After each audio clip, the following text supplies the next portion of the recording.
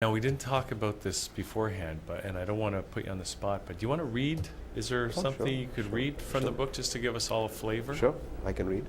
I have to qualify that some of the earlier chapters are pretty dastardly because, Dastardly in what sense? well, because these are the conditions that create the push Right. for the young boy and the young man later to leave his country, right? And so I'll read you the first couple of pages of the first chapter, which is titled, "Do They Shoot Dogs in Canada?"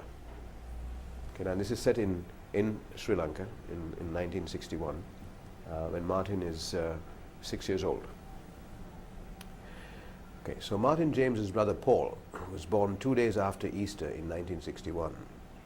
Martin remembered the strange antiseptic smell of the hospital when they visited Mum and the baby. And the smell hovered over the infant even when Paul was brought home, despite the talcum powder and the lotions they poured over him. Paul's arrival saw his parents shift focus from Martin, until then their only child. They looked distracted, for the baby was colicky at night. They quarreled. Dad slept in the spare room as he had to go to work the next day, and Mum cried often as she lulled Paul to sleep and stuck a sucked-out breast in the little bugger's mouth. Martin didn't like Paul much and couldn't understand why everyone fussed over him. Dad stopped reading Martin his favorite Western comics at bedtime. Dad had stopped reading comics altogether, his one pastime. Dad was so busy. When they took the baby over to Grandma's for the official showing after the christening, Jess, the mixed Alsatian, had just littered again. Jess's litters varied as different dogs crept over the fence to mate during her heat periods. The pups were golden-hued this time, and one lively fellow caught Martin's attention. "I want to take him home." Martin cradled the pup and announced firmly to the shrinking pool of aunts and uncles who were cooing over Paul and passing him around like a rare commodity. Many extended family members who had already emigrated to Australia or Canada would never see Paul, and others in the room, but in process, would probably see him just this once. Dad looked up, embarrassed, and stared at his older son. "Let's talk about this later." "No, I want him today," Martin said, barely holding back his tears. Grandma stepped into the fray. "Oh, let him have one, child. I was going to put these creatures to sleep anyway. Jess is a puppy factory. The pups grow up and come back to mate with her, and it goes on and on and on."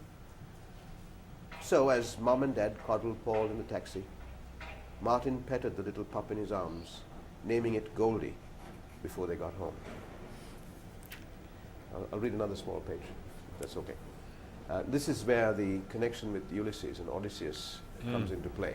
Okay. He's still, now the pup has grown into a full-fledged dog. You know, Alsatians are pretty big guys. And so it's probably about 6 to 8 months later.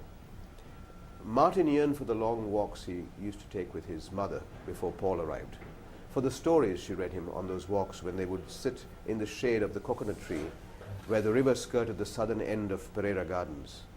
She had been an English teacher briefly before she married and then stayed home to raise Martin. Her favorite books were Homer's Iliad and Odyssey.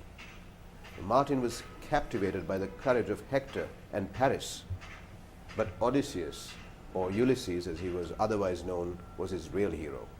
Not only was he brave, Odysseus was also cunning.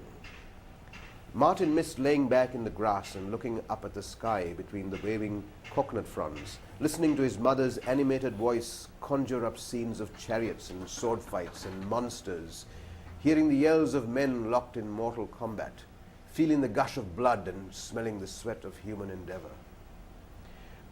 One day when Sita, she's the servant, was in the garden watering the cannas, keeping an eye on Paul, who was kicking and sucking his rattle on the blanket spread on the lawn, Goldie ambled over. The dog sniffed and drooled on the baby. Sita dropped the hose and screamed at the animal. She threw a twig at it. Goldie snapped at her viciously. Part of her frustration, Martin realized, was that the dog had been active in the garden recently and had pissed on the plants several times. The ire then kicked the animal, spewing her broken English. Ayo, what happened? This dog biting now, huh? Martin quickly sprang to Goldie's aid, fearing that Sita might stone it next, like she had done with Gunadas's dog, when the old widowed accountant had watched Sita bathing at the well in her Dheeredha one day. On that occasion, Martin stumbled on her, soaping herself slowly and deliberately under the wet cloth, while the accountant grinned by the fence and his dog barked as if in heat. Upon seeing Martin, Sita had quickly retrieved her hands from their sensual self-ministrations, picked up a stone and hurled it at Gunadas's dog, shouting, "Paraballa!" while the accountant shuffled off smiling. Now as Martin pulled Goldie away from Sita, he sensed the agitation in the animal. It roared and snarled, and the dribble was thick on its tongue.